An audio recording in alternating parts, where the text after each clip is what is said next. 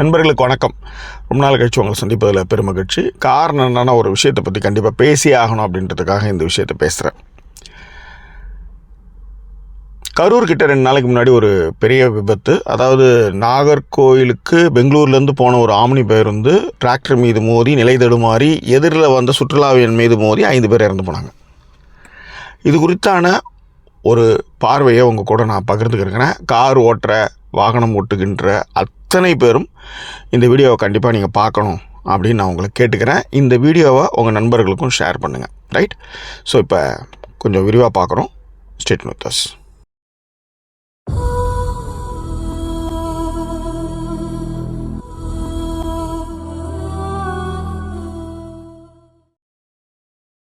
நிறைய விபத்துகள் நம்ம வாழ்க்கையில் பார்த்துருக்கோம். நானே சில விபத்துகளில் சந்திச்சிருக்கேன். காரணம் என்னன்னா, அந்த விபத்துகள் எல்லாமே என்னென்னா, நம்ம கவனக்குறைவு காரணமாக சில விபத்துகள் நடக்குது, அதை மாற்றுக்கிறது இல்லை. ஆனால் அதே நேரத்தில் மற்றொருடைய தவறு நம்ம வாழ்நாள் முழுக்க துயரத்தில் நம்மளை ஆழ்த்திடும். ஓகேவா? ஸோ இந்த கரூர் விபத்துக்கு முன்பாக இந்த விஷயத்தை நான் கண்டிப்பாக பேசி ஆகணும். யூகேவில் நான் 2 நாளைக்கு முன்னாடி தான் டிரைவிங் டெஸ்ட்டு பாஸ் ஆனால் அதுக்கு முன்னாடி 2 வாட்டி ஃபெயில். நான் இங்கே 40 வருஷமாக வண்டி ஓட்டினவன் இங்கே மயக்கமண்ண படத்தில் சொன்ன மாதிரி என் ஃபோட்டோ ஆயின்னு சொல்லிட்டான் அப்படின்ற மாதிரி, உனக்கு டிரைவிங்கே தெரிலன்ற மாதிரி தான் ஃபெயில் பண்ணாங்க. முதல்ல வருத்தம் இருந்தது. ஆனால் உண்மையிலே யோசித்து பார்த்தீங்கன்னா, இந்த அளவுக்கு கடுமையாக இருக்கிறதுனால தான் பார்த்தீங்கன்னா எந்த இடத்துலையுமே யூகேவில் போலீஸே இருக்க மாட்டாங்க. சிக்னல் எங்கேயுமே இருக்காது. எல்லா இடத்துலையுமே அந்தந்த ஒழுங்கில் அந்தந்த வண்டி போயிட்டே தான் இருக்கும். அதே மாதிரி ஒரு வண்டின்றது நீங்கள் நினைக்கிற மாதிரி வேகமாக போயிட்டான், ஆம்னி பஸ்காரன் வேகமாக போயிட்டான், அதனால தான் விபத்துன்ற மாதிரி தான் எல்லா பத்திரிக்கைக்காரங்களுமே அதை தான் அப்படி தான் எழுதிட்டு இருக்காங்க. ஆனால் இதுக்கு பின்னாடி இருக்கிற சூட்சமமான ஒரு விஷயத்தையோ அதில் இருக்கிற நுட்பமான ஒரு விஷயத்தை யாருமே சொல்லலை. எந்த நியூஸ் சேனலுமே அதை சொல்லலை. ஆம்னி பஸ் வேகமாக வந்தது. நம்ம உடனே நம்ம பொது புத்தி என்னன்னா டக்குன்னு, ஆமாம் ஆம்னி பஸ் வேகமாக தானே போவான், நாமளே பார்த்துருக்கோம், வழியே விடாமல் அடிச்சின்னு போவானுங்கப்பா தோணும்ல. ரைட். இந்த விபத்துக்கு முன்னாடி ஒரு விஷயத்தை நான் அவங்க கூட பகிர்ந்துக்கிறேன். ஒரு 2 வருஷமாக 1 வருஷமாக தெரில, என்னால் அந்த விபத்தை என்னால் மறக்கவே முடியாது. அதுவும் இப்போலாம் சிசிடிவி காட்சிகள் இருக்கிறதுனால நம்மளால் அந்த விஷயத்தை நம்மளால் எளிதாக நம்மளால் பார்க்க முடியுது, யார் மேலே தப்புன்ட்டு. ஒரு சிசிடிவி, அதாவது இந்த 2 பொம்பளை பசங்களை ஒரு பையன் மடிப்பாக்கமோ எங்கேருந்தோ வண்டியில் ஏற்றிக்கிட்டு சென்ட்ரலில் அவங்கள ட்ராப் பண்ண 2 பேரையும் தேனாம்பேட்டு தேவர் சிக்னலை தாண்டி அந்த வண்டி வரும்போது சந்திலேருந்து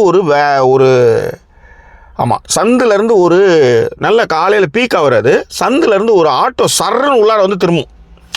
இந்த சர்றன்னு உள்ளார திரும்பின ஆட்டோ போயிடுச்சு.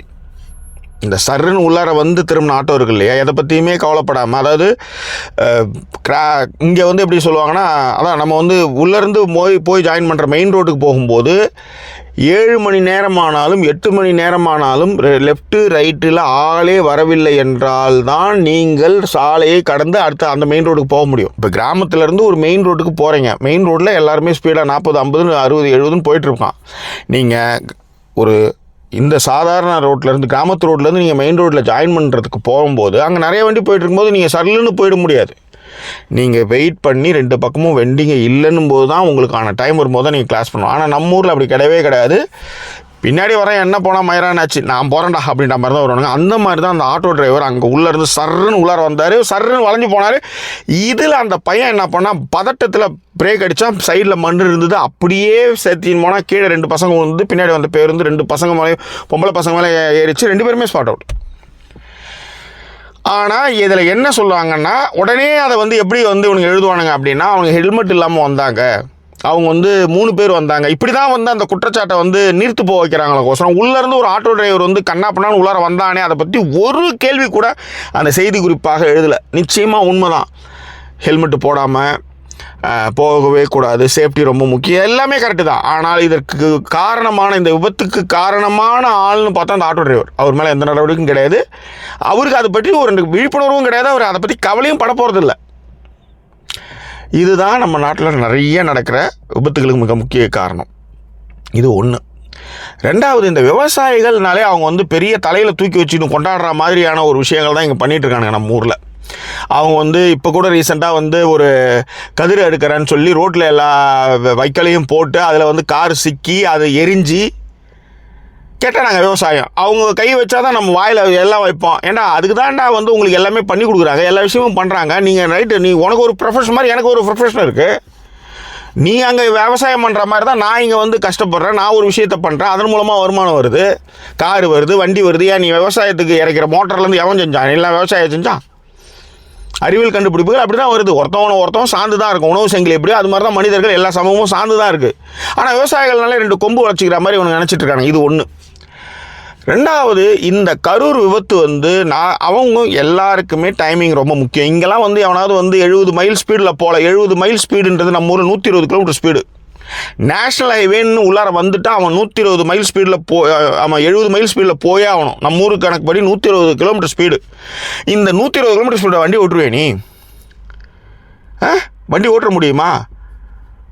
எத்தனை லாரி, எத்தனை வண்டி, எல்லாம் சர்ரு புருன்னு வந்துக்கிட்டே இருக்கும். ஆனால் இங்கே 70 மைல் ஸ்பீடில் வந்து குறைஞ்சிங்கன்னா ஃபைன். நேஷ்னல் ஹைவேஸ் வந்துட்டிங்கன்னா ஸ்லோ பண்ணுற இடங்களில் அவன் சொல்லுவான் 60 போ, 40 போனால் அங்கே தான் நீ 40, 50, 60 போகணும். மற்ற நேரம் 70 தான், நிறுத்தக்கூடாது. ஆனால் நம்ம ஊரை எல்லிக்காரன்னா டப்புன்னு எதை பற்றியுமே கவனிக்க டமால் உள்ளார பூந்துருவோம். காப்பி கடை இருந்தால் டப்புன்னு இண்டிகேட்டர் போடாமல் சேஃபாக வந்து கிராஸ் பண்ணாமல் சராசராக நம்ம கிராஸ் பண்ணுவோம். பின்னாடி வர்றவனை அலைய விடுவோம். எத்தனை லாரியில், ஒழுங்கான டிப்பர் லாரிகளில் ரிஃப்ளெக்டர்ஸ் இருக்குது சொல்லுங்கள்? நான் பார்த்த நிறைய லாரிகளில் பார்த்தீங்கன்னா பின்னாடி பக்கம் எல்லாம் அந்த மண் ஏற்றி அந்த ரிஃப்ளெக்டர்ஸ்னு ஒன்று இருக்கவே இருக்காது. அழுது வடியும். பிரேக் அடித்தா பின்னாடி வந்து ரெட் லைட் எரியிற மாதிரி எந்த இண்டிகேட்டர்ஸுமே இருக்காது. ஆனால் இங்கே எல்லா லைட்டும் ஒழுங்காக எரியலைன்னா ஃபைனு, நீங்கள் உள்ளாரே வர முடியாது. அந்த மாதிரி ரொம்ப கடுமையாக இருக்கிறதுனால தான் இங்கே விபத்துகள் மிக குறைவாகவே இருக்குது. யோசிச்சு பாருங்கள், ஒருத்தவன் 70-80 கிலோமீட்டர் ஸ்பீடில் வந்துட்டு இருக்கான். அவன் போய் தான் ஆகணும். அவன் வந்து அதுக்காக என்ன ஒவ்வொருத்த இடத்துலையும் வந்து பிரேக் அடிச்சுதான் இருப்பான். 9 மணி நேரம் ட்ராவல்லாம் வந்து 9 மணி நேரம் ட்ராவல் டைம் அவன் எடுக்க வேணாமா? அப்புறம் அதுக்கு என்ன மயிருக்கு அப்புறம் டோல் வாங்குறீங்க? அப்புறம் என்ன மயிருக்கு ரோடு போட்டு வச்சுருக்கீங்க? இந்த டிராக்டரில் ரிஃப்ளெக்டர்னு ஒன்று இல்லவே இல்லைங்க. டிராக்டரில் ரிஃப்ளெக்டரே இல்லாதனால தான், எதிர்க்க எதுவுமே தெரியாதனால தான் அந்த ஆம்னி பஸ் டிரைவர் அதில் இடித்து அதுக்கப்புறம் அந்த வேகத்துக்கு ஈடு கொடுக்க முடியாமல் நிலை குலைஞ்சு அடுத்த ட்ராக்கில் போய் எதிர்க்க வந்து சுற்றுலா வேனில் மோதி 5 பேர் செத்துருங்க. இது காரணம் யாருன்றீங்க? டிராக்டர் டிரைவர் தான். அவன் ஒழுங்காக வந்து சிக்னலோ இல்லை பின்னாடியோ ஏதோ ஒரு ரிஃப்ளெக்ஷன்ஸ்லாம் வச்சு பிரேக் அடித்தா ரெட் லைட். இன்னொன்று இருக்குது, நம்ம ஊரில் எவனும் வழி கொடுக்க மாட்டானுங்க.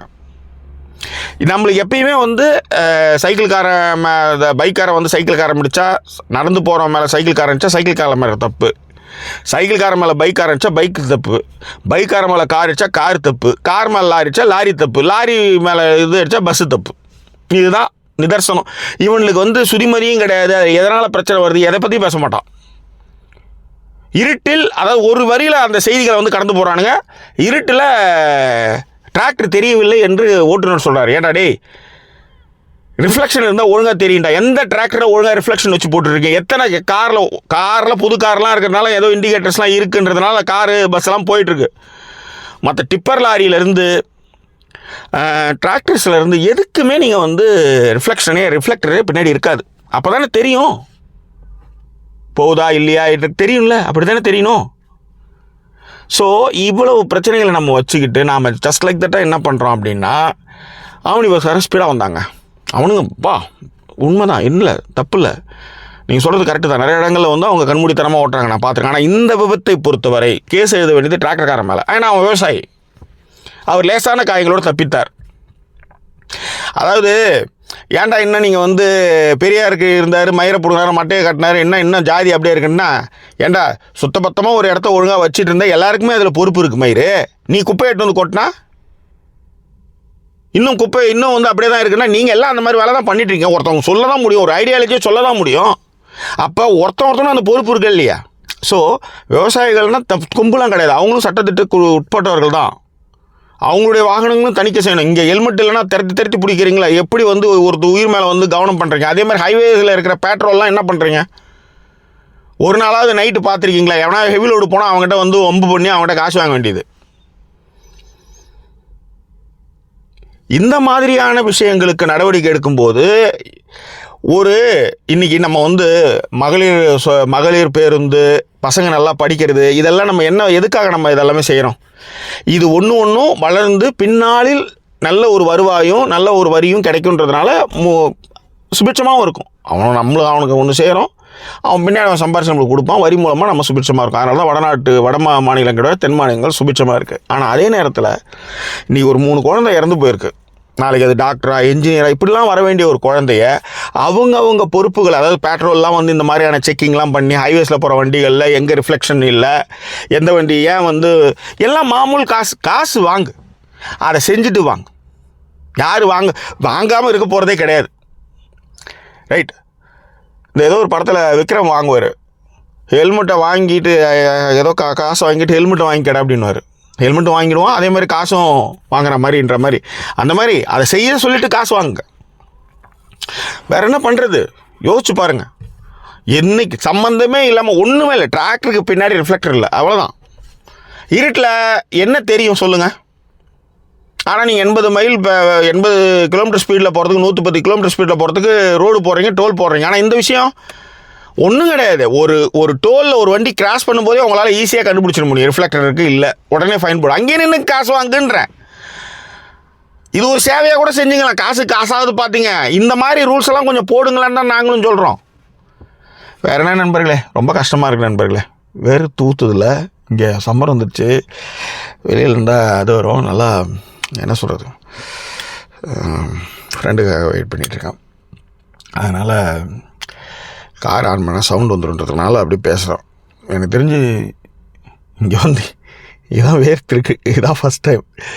ஓகே, எனிவே இது குறித்தான உங்கள் கருத்துக்களை பின்னங்களை தெரியப்படுத்துங்க. விவசாயிகளுக்கும் உங்களுக்கு சொல்கிறேன், நீங்கள் எல்லாமே கஷ்டப்படுறீங்க, உங்கள் கஷ்டங்கள்லாம் புரியாமலாம் இல்லை. ஆனால் உங்களுக்கும் பொறுப்பு இருக்குது. உங்கள் அந்த ரிஃப்ளெக்டர் இருந்ததுன்னா யோசிச்சு பாருங்கள். அட்லீஸ்ட் பிரேக் அடித்து ஏதோ பண்ணி கொஞ்சம் லைட்டாவது போயிருக்கோம், அடுத்த எதுக்கு போயிருக்காது. திடீர்னு ஒன்றுமே இல்லாமல் இருட்டில் டப்பு நீங்கள் ஓட்டி பார்த்தா தெரியும், அந்த அவ்வளோ வேகமாக தான் போவாங்க. அதுக்கு தான் ரோடு, புரியுதுங்களா? சும்மாலாம் சொல்லக்கூடாது.